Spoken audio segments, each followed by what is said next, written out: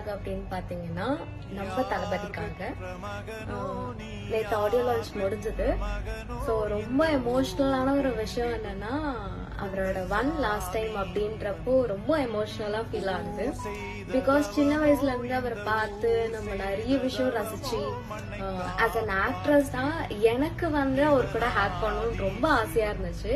But அதுக்கான ஒரு விஷயம் இதுக்கப்புறம் நடக்காது அப்படின்னு நினைக்கும் போது I feel very very very emotional.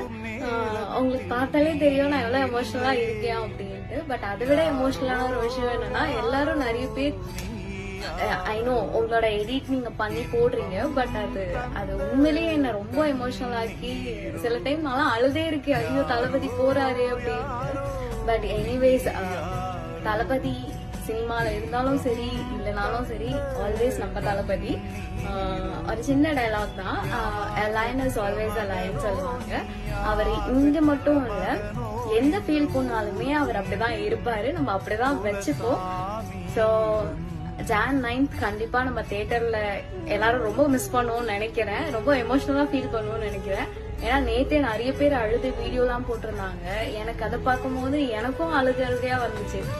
Okay, நம்ம அழக்கூடாது, தளபதிக்காக நம்ம அதை பண்ணவே கூடாது அப்படின்றதுனால நான் அப்படியே சைலண்டா இருந்திருக்கேன். ஸோ எல்லாருமே Jan 9th தியேட்டர்ல மீட் பண்ணலாம். இந்த வீடியோவை மகாநதி சீரியல்ல யமுனா கேரக்டர்ல நடிச்சிட்டு வர்ற ஸ்வேதா தான் ஷேர் பண்ணிருக்காங்க. தளபதி விஜயோட கடைசி படமான ஜனநாயகன் வர்ற ஜனவரி 9 தியேட்டர்ல ரிலீஸ் ஆக இருக்கிற நிலையில நேத்து மலேசியால ஜனநாயகன் ஆடியோ லான்ச் செம கிராண்டா நடந்துச்சு. தளபதி விஜயோட கடைசி ஆடியோ லான்ச் இதுன்றதுனால இது ஃபேன்ஸ் பலரையுமே கண் கலங்க வச்சிருக்கிறதா சொல்லணும்.